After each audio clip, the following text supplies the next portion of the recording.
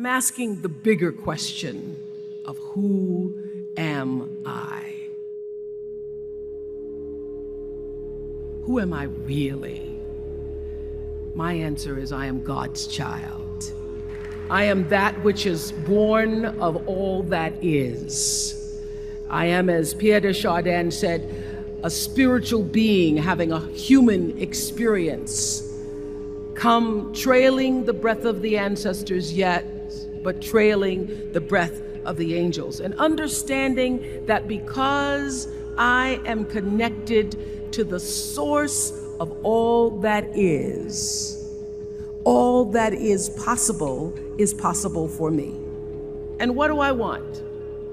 I don't want to just be successful in the world. I don't want to just make a mark or have a legacy. The answer to that question for me is I want to fulfill the highest, truest expression of myself as a human being.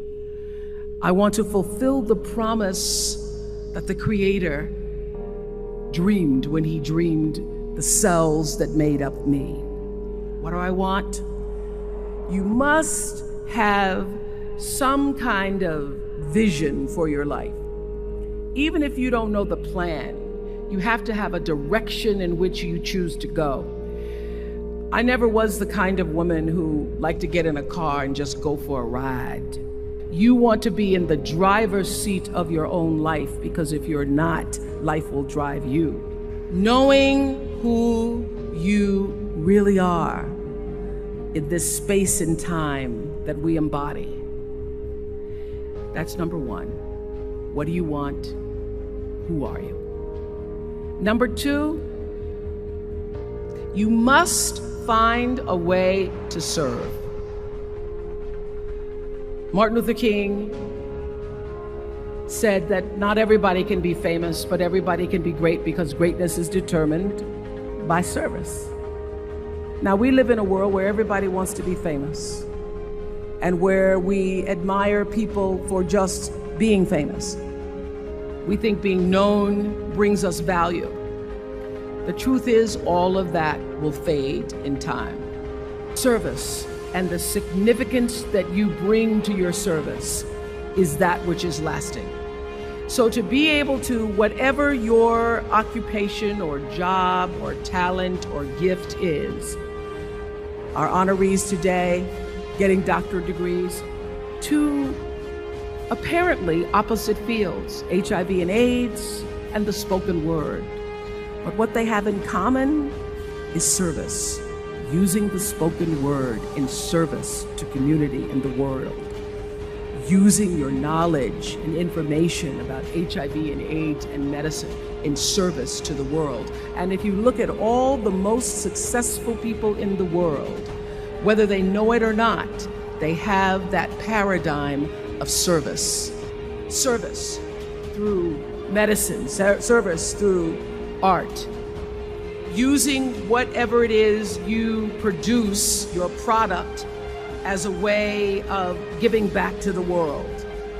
When you shift the paradigm of whatever it is you choose to do to service, and you bring significance to that, success will, I promise you, follow you. Be excellent. Let excellence be your brand. Everybody talks about building a brand. I never even knew what that was. When people say, you're a brand, I would say, no, I'm just Oprah.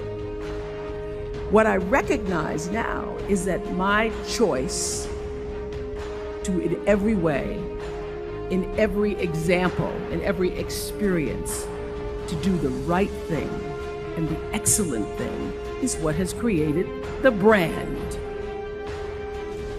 Years ago, I did an ad for Revlon for an ad they were doing called Unforgettable Women. And what I know is that when you are excellent, you become unforgettable.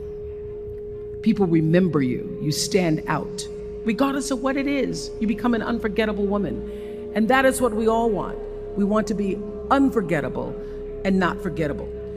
So doing the right thing, even when nobody knows you're doing the right thing, will always bring the right thing to you. I promise you that. Why? Because the third law of motion is always at work. For every action, there's an equal and opposite reaction. That is so true in all of our lives. Everything you even try to do to me, already done to you. So you don't have to worry about revenge or getting back at somebody, making sure they pay. You just have to do the right thing, and the right thing will follow you even when people don't support it. I remember many times on my show. There are many shows y'all never saw.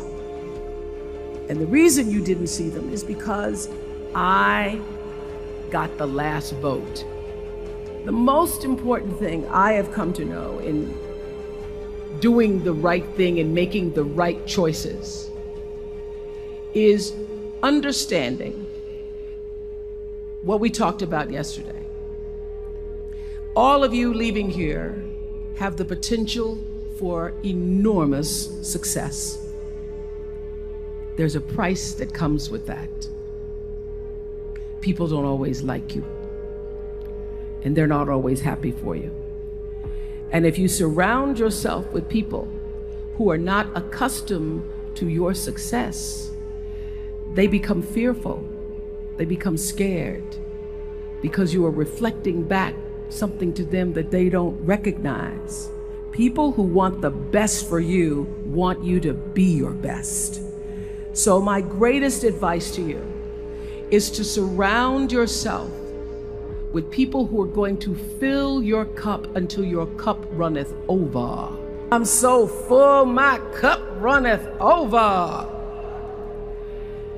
And to know that once your cup runneth over, you cannot spend your life with your gallon-size offerings, offering them to pint-sized people.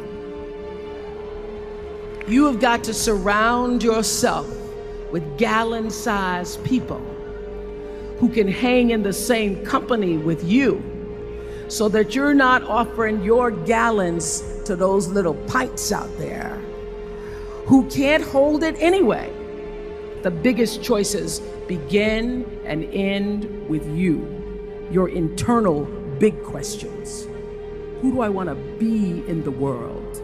My relationship to source energy, to all that is God. Your experience of that which is all life, which is divine and universal. Being connected and aligned with that. When you are tuned in and charged into that, whenever you feel empty, you go inside yourself and you connect to the source, and you know that all things are possible.